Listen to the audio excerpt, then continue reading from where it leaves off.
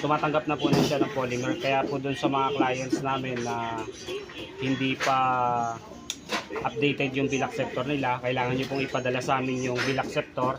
Madali lang po yan. Tatanggalin nyo lang po ito sa loob tsaka yung 4 na tornilyo. Papadala nyo na po via LBC or JNT. And then ipa-flash namin, tapos papadala namin sa inyo pabalik. So ito yung 50, ito yung 100, ito yung 500 na polymer, 1,000 na polymer sa luma.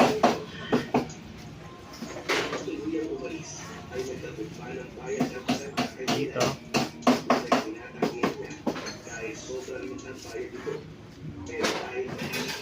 then, so lahat po ng Philippine money na bago luma tinatanggap na po, updated na po.